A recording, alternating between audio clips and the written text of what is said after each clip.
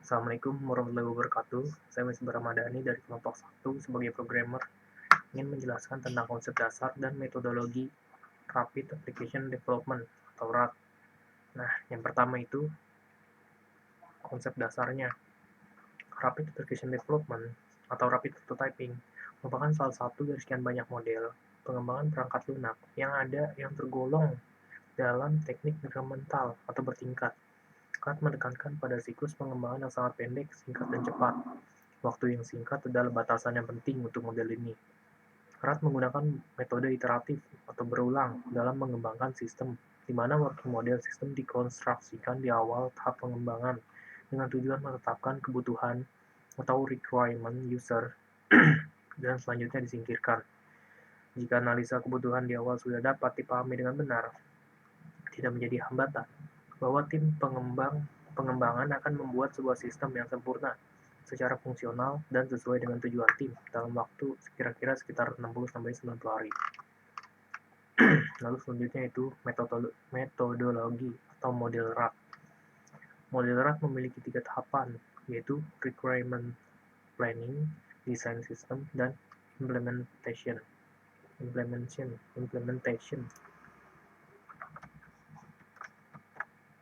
Berikut adalah 3 tahapan pada model Rapid Application Development.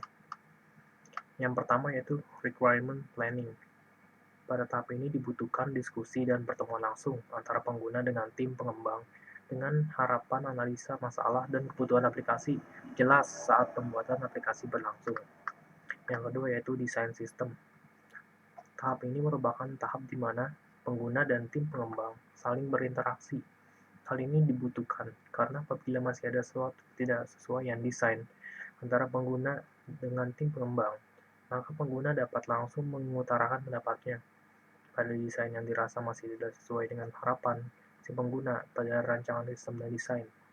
Keluaran dari tahapan ini adalah spesifikasi sistem yang meliputi organisasi sistem secara umum dan struktur data. Lalu yang ketiga yaitu implementasi. Pada tahap ini adalah desain dan alur sistem yang sudah disetujui oleh pengguna dengan tim analisis akan mulai dibangun oleh programmer. Sistem akan dilakukan proses pengujian atau testing baik secara black box atau white box sebelum diaplikasikan pada sebuah organisasi. Pada tahap ini, biasanya sistem yang sudah dibuat akan ditanggapi dan disetujui oleh pengguna. Nah, untuk implementasinya pada proyek kami,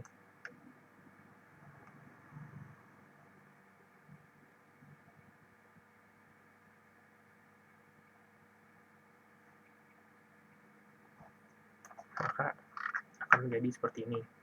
Yang pertama yaitu requirement planning. Pembuatan web. Requirement planning terdiri dari pembagian tugas pengerjaan proyek, wawancara dan observasi,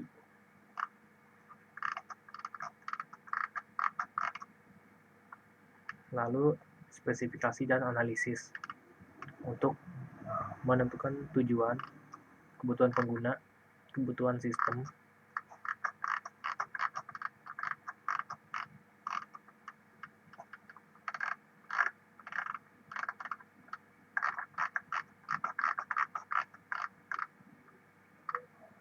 lalu selanjutnya rancangan, penjadwalan, dan estimasi biaya oleh analis. Yang pertama yaitu project schedule. Nah, project ini dibuat menggunakan Microsoft Excel Gantt. Seperti ini. Ini ada task name-nya.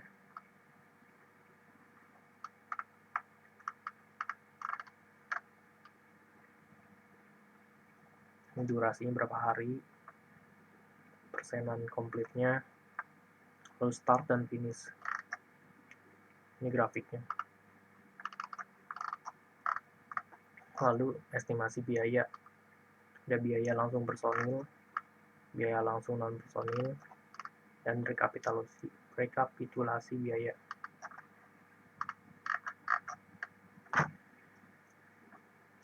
Lalu desain sistem. Desain sistem ini merupakan tahap pembuatan dari prototipe. Pertama UML,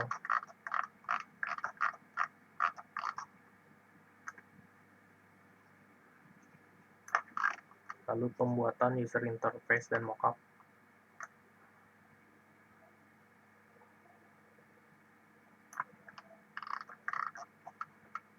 lalu selanjutnya pembuatan prototipe. Pada tahapan ini dilakukan pembuatan prototipe, terus selanjutnya ditanyakan kepada klien apakah sudah memenuhi kebutuhan dan keinginannya atau belum. Apabila belum, maka dilakukan perevisian. Ini halaman dashboard ketika kliennya ingin meminta perevisian mengenai tampilannya. Bagaimana jika tampilan nanti seperti ini? Ini wawancaranya. Ini hasil revisinya sebelum dan sesudah. Lalu ada perevisian background. Wawancaranya, ini hasil revisinya.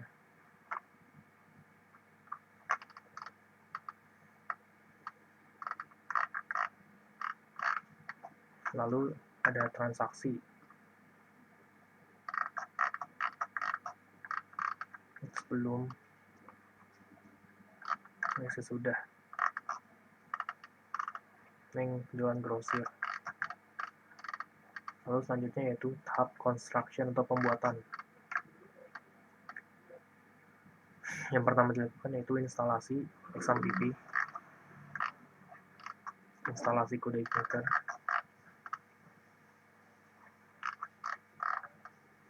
lalu pembuatan program menggunakan PHP MyAdmin, lalu membuat model view untuk login, membuat model view untuk dashboard, dan seterusnya.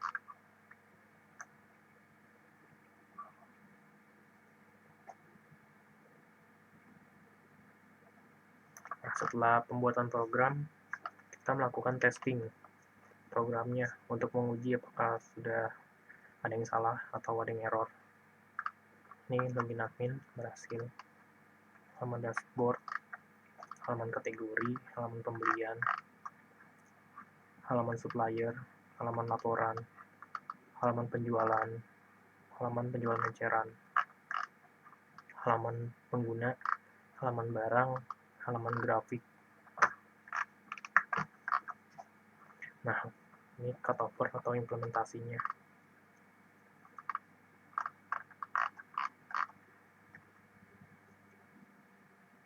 Lalu selanjutnya itu ada panduan untuk penggunaan program.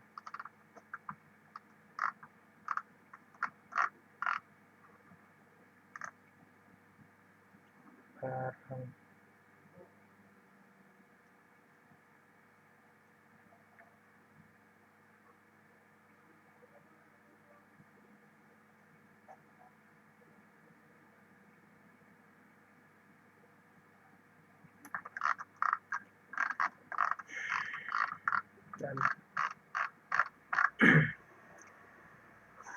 selanjutnya yaitu pengimplementasian atau penggunaan tools-toolsnya. Yang pertama saya akan jelaskan yaitu mengenai Excel, tools yang kami gunakan untuk membuat project schedule dan estimasi biaya. Nah, untuk project schedule sendiri menggunakan Gantt Excel. Ini tinggal download linknya, dan excel.com, download link GPC. Pilih yang daily planner. Setelah download, nanti buka, tampilannya kan seperti ini sudah saya ubah. Ini untuk task name-nya, karena ini versi yang free, kita tidak bisa menambahkan lebih dari 10 teksnya. Untuk mengubahnya, double klik, priority-nya low, complete-nya 0%. Oke. Lalu ini merupakan waktu mulai project sampai dengan berakhir project. Ini untuk mengeditnya, ini start date dan end date. Seperti itu. Lalu selanjutnya yaitu menggunakan Excel biasa untuk membuat estimasi biayanya.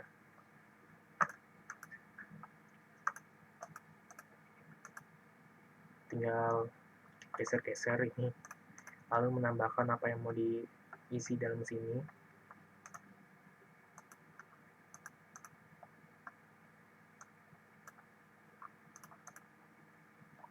Ya, untuk Excel mungkin seperti itu. Selanjutnya yaitu XAMPP dan juga pembuatan database menggunakan MySQL. Ini untuk mendownload XAMPP-nya. Pilih download, lalu ikuti instruksi instalasinya. Setelah itu, buka program XAMPP untuk membuat database-nya. Nyalakan Apache dan juga MySQL. Lalu, ketik localhost phpMyAdmin.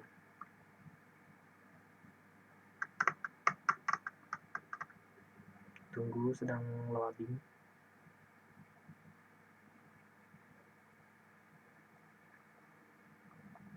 Nah, untuk pembuatan database sendiri bisa menggunakan dua cara, yaitu dengan menggunakan query dan juga tinggal klik. Ini untuk yang hanya klik, pilih ini, tulis database namanya. Nama ini pilih bahasa SQL-nya. Terus query-nya, lalu klik create. Lalu kalau menggunakan query,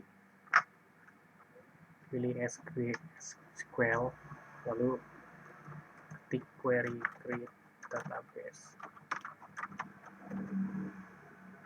Pilih nama.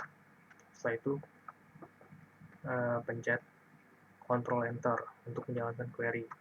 Untuk menginsert ke tabel atau membuat tabel dengan menggunakan query, yaitu create tabel name,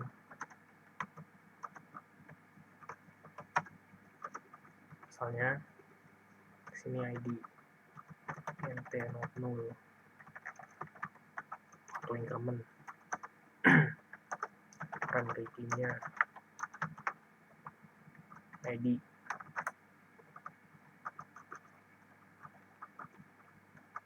Seperti itu untuk pembuatan tabel. Untuk menginsertnya ya dengan cara yaitu insert into tabel name, misalnya ID, nama sama alamat, misalnya values, isinya nisbah, alamatnya di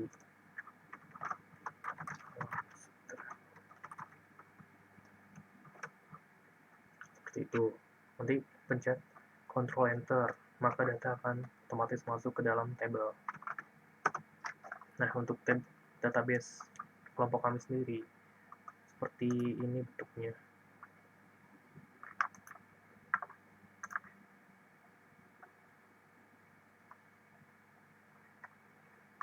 Nah, di dalam tabel barang terdapat beberapa kolom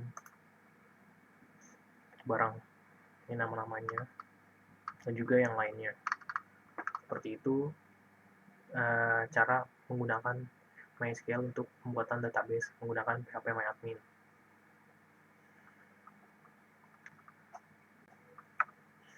Lalu selanjutnya yaitu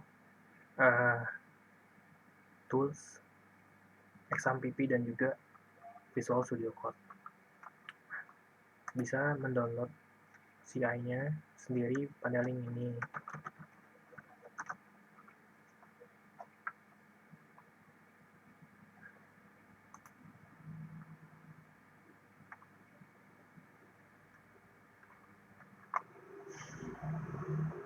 Di sini untuk mendownloadnya. Setelah di-download, nanti diinstal dan akan muncul folder CI di sini. Nah, folder CI itu di rename menggunakan nama project kita. Misal di sini PG.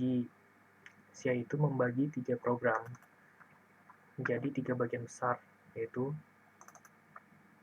model, view, dan controller. Model, view, dan controller. View sendiri untuk menampilkan apa yang akan ditampilkan ke user. Model ini untuk menghubungkan memanipulasi data atau menghubungkan ke database. Lalu controller ini untuk perintah untuk menampilkan apa saja yang akan ditampilkan pada sebuah web. Nah, untuk menggunakan CI ini, kita menggunakan XAMPP. Ini nyalain dulu Apache dan MySQL. Lalu Visual Studio Code ini digunakan untuk sebagai text editor. Misalnya di sini untuk membuat coding model laporan. Ini tuh untuk menghubungkan ke database. Select. Ini model, lalu view,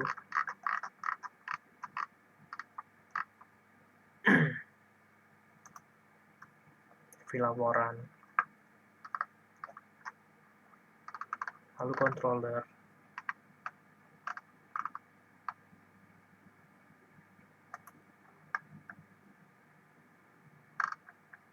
Ini controller ini untuk menampilkan apa yang akan ditampilkan di web.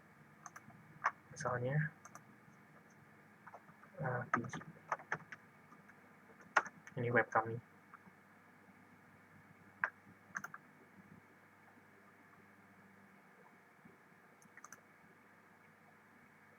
Nah, ini untuk laporan ini tadi yang akan ditampilkan menggunakan controller. Saya ingin melihat laba atau rugi.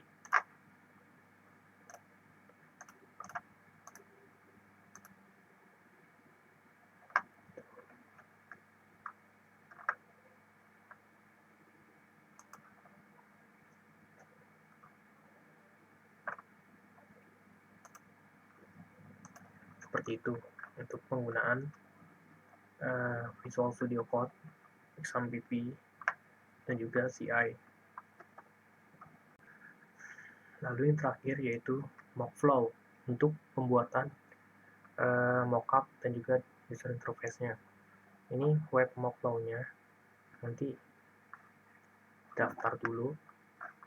Lalu setelah daftar, nanti akan bisa membuat project. Ini untuk memilih project-nya setelah dibuat.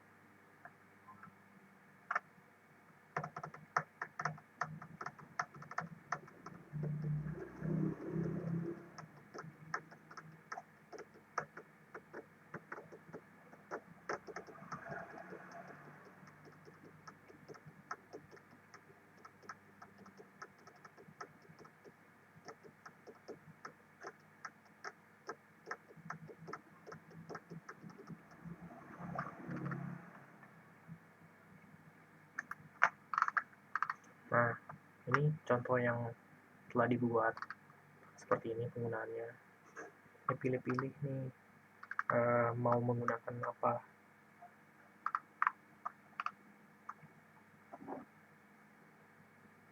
Misalnya di sini tampil menu. Nanti akan muncul seperti itu. Checkbox. Seperti itu. Kalau dipilih-pilih, ini untuk mengupload gambar-gambar yang akan ditampilkan.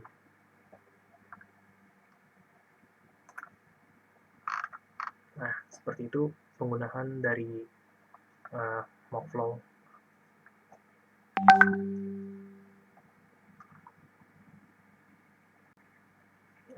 Mungkin cukup seperti itu saja. Kurang lebihnya mohon maaf.